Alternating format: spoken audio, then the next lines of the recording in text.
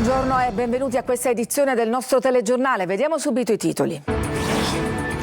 Il giorno dopo la bomba d'acqua che ha colpito la provincia di Catania, a Torre Archirafi, si spale il fango nelle stradine invase dai detriti. La testimonianza di una donna che con il marito ha salvato 2 amici travolti dal fiume di fango. Lo scempio della Timpa di Aciriale, il capo della Protezione Civile regionale, è caduta più pioggia che a Valencia.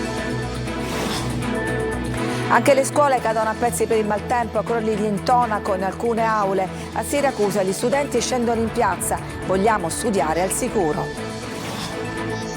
L'operazione Meteora svela gli affari del clan Sant'Angelo e Mazzei che comandavano ad Adrano, 18 gli arresti.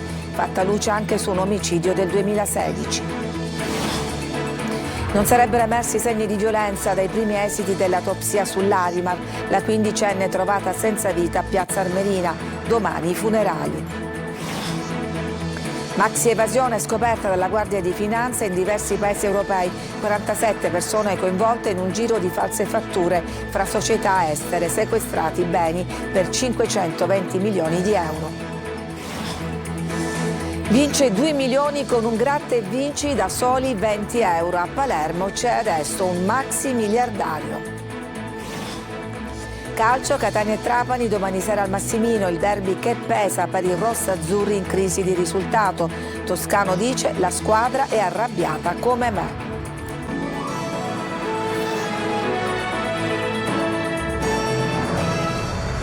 Torre Archirafi, la frazione di riposto sulla costa ionica della provincia di Catania, uno dei luoghi più colpiti dalla bomba d'acqua di ieri. Strade devastate, fango ovunque, auto trascinate in mare dalla forza dell'acqua. Ecco lo scenario che abbiamo trovato stamattina. Tonino De Mana.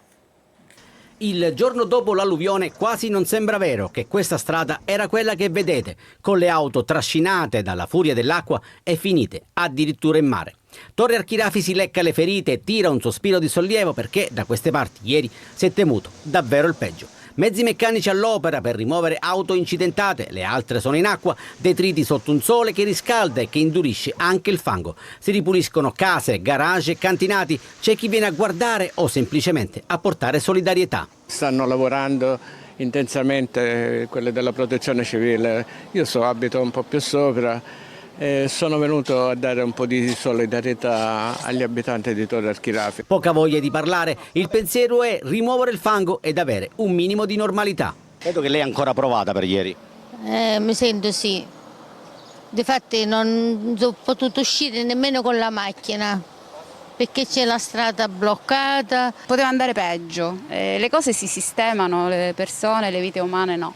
Molte macchine le abbiamo viste scivolare in acqua come fossero sembrava un film. Sembrava un film, sembravano i giochi dei bambini, perché l'acqua, la portata dell'acqua, l'acqua è arrivata qui. Noi abbiamo avuto l'acqua fino al terzo scalino. E qualcuno pensa ai tanti bambini, forse quelli più scossi dall'impressionante furia dell'acqua. I bambini che vedevano dai balconi sono rimasti sotto shock. Praticamente anche i figli di mia nipote questa notte dice: mamma, dice, c'è l'acqua, ci porta a mare, sono rimasti scioccati. Il 13 novembre 2024 si aggiunge al 13 marzo 1995. Stesse scene, stessa devastazione, ma per fortuna niente morti e niente feriti. E a giudicare dalle immagini è quasi un miracolo. E sentiamo adesso la testimonianza di una donna che con il marito ha soccorso 2 amici trascinati dal fiume di fango. Le sue urla di panico hanno fatto il giro dei social. Madonna! Le macchine a mare! Le macchine a mare! Ora vedendo i video mi rendo conto che erano urla di panico, di disperazione, perché quello che vedevo nei miei occhi non l'avevano mai visto. Vedevo queste macchine scendere ad una velocità impressionante, capovolgersi e riversarsi al mare. Lei che gridava? Cosa gridava? Credo che gridavo: Madonna, le macchine a mare, salviamo Reitano, che è un nostro amico che era intrappolato nella macchina insieme ad una sua amica. Lei ha esortato il marito a fare un salvataggio, può raccontarci? No, è stato sinceramente mio marito che noi avevamo visto questa macchina che si addentrava, noi abbiamo fatto marcia indietro, Volevamo attraversare il torrente per raggiungere mia mamma, ma vista l'impraticabilità, mio marito si è ricordato di quella macchina che si era inoltrato e ha detto sicuramente saranno in panne e andiamo a cercarli, e abbiamo fatto tutte le vie di torre fino a che siamo arrivati all'altezza dove era bloccata la macchina. Sono stati momenti drammatici. Adesso che mi rendo conto, sì, in quel momento abbiamo solo pensato che li dovevamo tirare fuori, perché già vedevamo tutti i detriti, compresa una grande botte che stava frenata da una ringhiera che stava per buttarsi a mare, quindi la stessa cosa sarebbe successa alla macchina probabilmente. Adesso quelle macchine sono in acqua, ma sembra fosse un film ieri. Sì, dai video che ho fatto, perché sono riuscita a riprendere degli attimi, sembrano dei film d'azione. Lei inizialmente urla, poi addirittura il marito diceva tieni il portafoglio perché... E mio marito, quando ha visto che si è buttato, diciamo in strada, quella è una normale strada dove noi passeggiamo e l'acqua arrivava sopra le ginocchia, e ha detto tieni il portafoglio, perché noi non eravamo usciti per andare a salvare le persone o comunque andare in mezzo al fango. E invece avete salvato comunque 2 persone e non è poco. No, vabbè, si fa. Penso che l'avrebbero fatto tutti, no? E in mattinata c'è stato anche il sopralluogo del capo della Protezione Civile regionale, Salvo Cocina, sui luoghi colpiti appunto da questa alluvione. Una delle tappe, la Timpa, franata ieri all'altezza di Santa Tecla. Per noi c'era ancora Tonino De Mano. Direttore, sopralluogo appena espletato, allora cosa ha la Timpa? La Timpa soffre innanzitutto di una sua peculiarità, che è un terreno fortissimamente scosceso, qua vediamo pendenze superiori al 100%, quindi un equilibrio instabile e delicatissimo, basta una pioggia per fare crollare i massi, terriccio, ed è quello che è avvenuto. Qui sembrerebbe che sia venuto qualche cosa in più, è crollato un terrapieno di un'opera privata che ha innescato questa grande colata che è lunga centinaia di metri, che quindi si è riversata sulla strada e l'ha ostruita. È un territorio delicatissimo su cui ora avremo qualche intervento da fare, però ripeto, il primo intervento è quello del rispetto del territorio, è una zona vincolata. Nessun morto, nessun ferito, nessun disperso. Ieri il prefetto ha parlato di miracolo. In parte miracolo, in parte devo dire che c'è stata anche un'attenzione particolare della popolazione. Teniamo conto che le popolazioni di queste zone sono sensibili ai rischi. Quanto è importante l'allerta? Perché probabilmente ha scongiurato tante vittime ieri. Quando piovono 500, cadono all'alto 500 mm, piogge intense, avete visto fiumi di fango e di acqua, e non si può fare nulla per contrastarlo fisicamente. Occorre semplicemente che le persone non si trovino in quel posto, siano responsabili, che siano coscienti e allertate in tempo. Certo, se sono impreparati possono correre dei rischi seri. Qualcuno ha fatto un paragone con Valencia ed in effetti il quantitativo d'acqua non è stato da meno. Assolutamente no, il quantitativo d'acqua non è stato da meno, è stato paragonabile, anzi se pigliamo i 10 giorni prima superiamo i 1000 mm di acqua. Sono purtroppo eventi improvvisi in questo versante ionico rivolto al mare, generato dal surriscaldamento del mare. Lasciamo la provincia di Catania, andiamo a Stromboli, l'isola che anche lei ad ogni pioggia deve fare i conti con fiumi di fango. Ieri i residenti sono scesi in strada per chiedere alle istituzioni interventi immediati. Viviamo, dicono, in un clima di terrore. Francesco Triolo.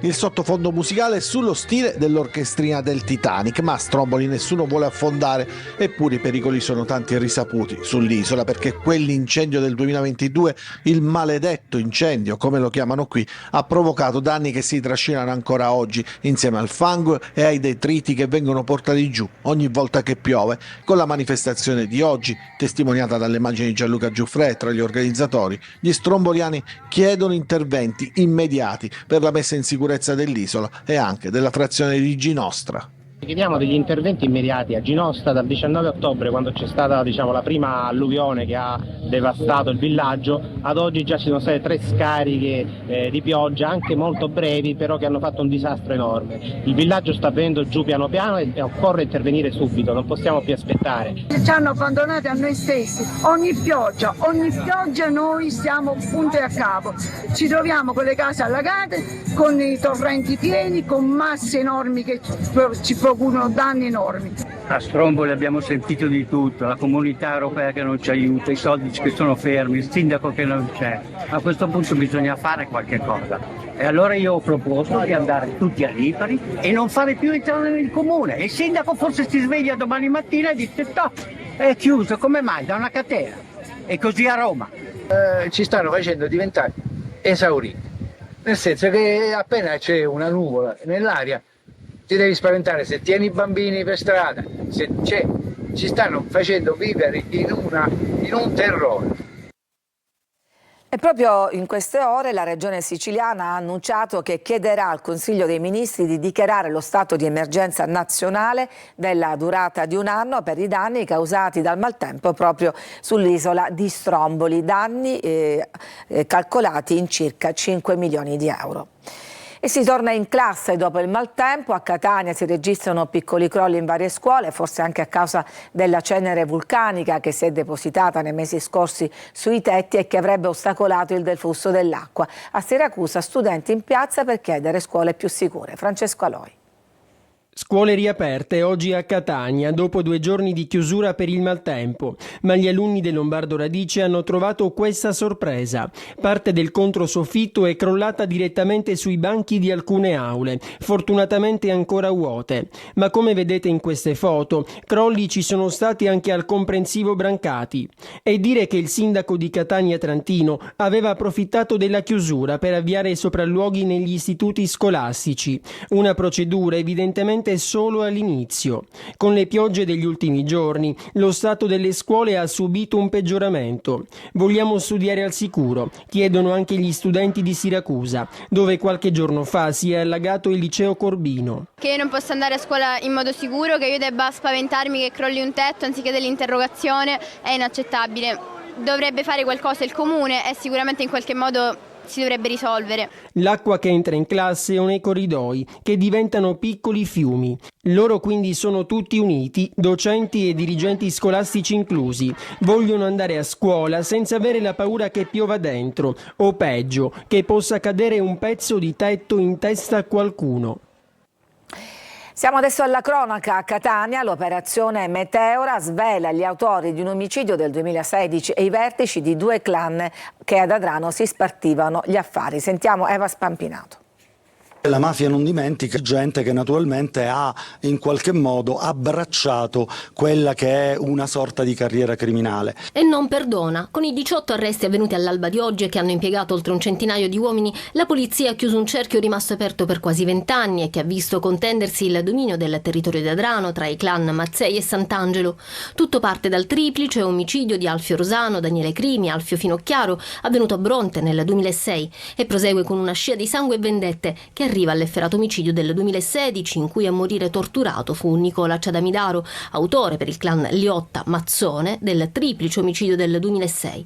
La vittima, uscito dalla carcere nel 2014, si era tenuto lontano da Adrano, salvo poi tornarci fatalmente nel 2016. La vittima venne sequestrata, portata in una campagna isolata, seviziata e infine decapitata come ennesimo segno di ferocia del clan Sant'Angelo di Adrano. Il corpo non fu mai trovato, né il corpo e nemmeno il capo del Ciadamidaro. Le indagini della squadra mobile Etnea e del commissariato di Adrano hanno preso il via dalle dichiarazioni del collaboratore di giustizia Giovanni La Rosa, che si definiva un killer perfetto. E quanto emerso attraverso le dichiarazioni dei collaboratori, poi supportate da tutta l'attività di indagine che ha comportato intercettazioni ambientali, telefoniche, telematiche, attività naturalmente di riscontro e attività dinamiche sul territorio. L'operazione Meteora, prosecuzione di quella meteorite del 2006, fa luce sull'ennesima tappa di una scia di sangue nel triangolo della morte, Adrano, Paternò, Biancavilla.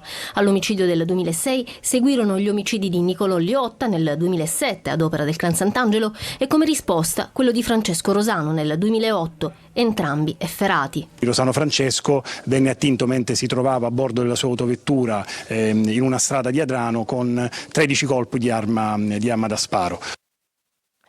Non ci sarebbero segni di violenza sul corpo di Larimar Anna Loro. Queste sono le prime indicazioni che emergono dall'autopsia disposta dal procuratore per i minori di Caltanissetta Rocco Cosentino e si rafforza dunque l'ipotesi che la quindicenne di Piazza Armerina si sia suicidata, anche se restano ancora aperte tutte le piste. Il fascicolo contro ignoti è per istigazione al suicidio. Resta l'appello del procuratore e della famiglia di condividere qualsiasi informazione che possa fare luce su un possibile caso di revenge porn, ovvero la circolazione di video intimi della ragazza. Ieri alcuni compagni hanno consegnato alla madre della quindicenne messaggi di scuse per gli insulti che sarebbero stati rivolti alla ragazza a scuola proprio prima della lite avvenuta poco prima del gesto estremo. Domani saranno celebrati in cattedrale i funerali della quindicenne. E veniamo a un vorticoso giro di fatture fra numerose società estere per frodare il fisco italiano. Manlio Viola. Una maxi evasione fiscale e sull'IVA attraverso false fatture per 1 miliardo e 300 milioni di euro. È quanto hanno scoperto Finanza e Polizia nel corso di un'operazione congiunta condotta sotto il coordinamento della Procura europea. L'inchiesta ha portato a 47 misure cautelari e al sequestro di beni per 520 milioni di euro. L'organizzazione si muoveva fra Palermo e Milano e aveva legami tanto con la mafia siciliana quanto con la camorra campana. È stato il GIP di Milano, su richiesta della Procura europea, ad emettere 34 misure cautelari di arresto in carcere, 9 di domiciliari, 4 misure interdittive. Tra i destinatari dei provvedimenti restrittivi anche 7 persone per le quali è stato emesso un mandato di arresto europeo. La maxi evasione sarebbe stata realizzata facendo passare prodotti informatici fra varie società estere per poi non pagare l'IVA all'erario attraverso crediti fiscali fittizi e creati ad arte, pur facendo pagare la stessa IVA al consumatore finale. Le false fatture avrebbero permesso di omettere pagamenti per 520 milioni di euro, pari all'importo del sequestro disposto. Congelamento preventivo dei beni anche per diversi immobili per un valore di 10 milioni di euro fra Cinisello Balsamo, Bellano, Chiavari, Noli, Milano e Cefalù. E veniamo alla vicenda dei 2 giovani nisseni detenuti in Romania per traffico di droga. Con Rita Cinardi vediamo cosa è successo all'udienza di ieri. Contava di fare il rientro in patria il prima possibile, ma dovrà aspettare il 2 dicembre per sapere se sarà o meno estradato in Italia. Filippo Mosca, il giovane nisseno detenuto in Romania per traffico di stupefacenti, ha atteso con ansia la sentenza della Corte di Appello di Caltanissetta che ieri, in serata, è arrivata soltanto per Luca Cammalleri, l'amico con il quale da 1 anno e 6 mesi condivide la cella. Per Filippo Mosca si dovrà attendere la prossima udienza fissata per il 2 dicembre. Pesa su di lui 1 mese in più di condanna per detenzione di sostanza stupefacente per uso personale. Questa decisione è stata tremenda per noi, probabilmente perché viene da un tribunale italiano. Quindi speravamo che si accorciassero i tempi affinché finalmente arrivasse questo benedetto trasferimento in Italia e invece no, invece ancora è una violenza fisica e psicologica che si protrae nel tempo. Ci sentiamo soli, continuiamo a sentirci soli, continuiamo a sentirci non rappresentati minimamente. Non so quali saranno i passaggi futuri e davvero non spero più a nulla. Tornerà in Italia invece Luca Cammalleri. I familiari speravano anche in una riduzione della condanna, ma alla fine la pena è rimasta immutata, 8 anni e 2 mesi. È una buona notizia che oggi è stato approvato il trasferimento, è stata riconosciuta la sentenza. D'altra parte è una battaglia che continua sicuramente, quindi siamo stanchi, però si va avanti e si combatte. Nonostante la terza imputata si fosse assunta la piena responsabilità del possesso della sostanza stupefacente, i 2 nisseni sono stati ugualmente condannati. Ci fermiamo, c'è una pausa per la pubblicità, torniamo dopo per raccontarvi di come la fortuna ha baciato Palermo. A tra poco.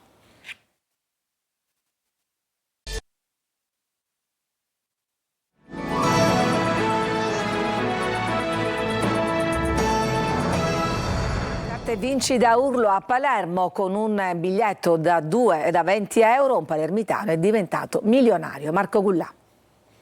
Una vincita che sicuramente ti cambia la vita. Il maxi miliardario bacia Palermo con un biglietto da 20 euro acquistato in una tabaccheria del centro. Un giocatore ha vinto 2 milioni di euro, una cifra da capogiro. Siamo contenti per questa persona che ha vinto, speriamo che sia un nostro cliente e che quantomeno metta qualche premio in più, qualche regalo in più sotto l'albero quest'anno. In via Terrasante è ovviamente scattata la caccia al nuovo miliardario misterioso. Non sarà facile individuarlo, dato che si tratta di una zona ad alta densità residenziale e soprattutto di una strada dove ogni giorno passano migliaia di palermitani e non solo. La ricevitoria inoltre accoglie clienti anche della provincia, essendo appunto una strada residenziale dove sorgono molti uffici, e allora la speranza non può che essere questa. Io mi auguro che possa avere risolto dei problemi se li aveva, o quantomeno essere più sereno. Evidentemente 2 milioni di euro fanno stare più sereni tutti. Sicuramente si sta meglio. Cresce il numero dei senza fissa dimora e aumenta il numero di chi è in estrema povertà. Per loro, dopo 15 anni di battaglia delle associazioni, è stato riconosciuto il diritto alle cure da parte di un medico di base, anche se non hanno la residenza. Giusy Lazzara ne parlerà oggi a Focus 24 con Alessandro Venezia dell'Unità di Strada di Catania e Alessandra Politino dell'Associazione Avvocati di Strada. Le vostre domande al 342 745 5005. La trasmissione è anche streaming sul sito lasiciliaweb.it. Ci fermiamo, c'è una pausa e poi torniamo per parlare del derby Catania-Trapani.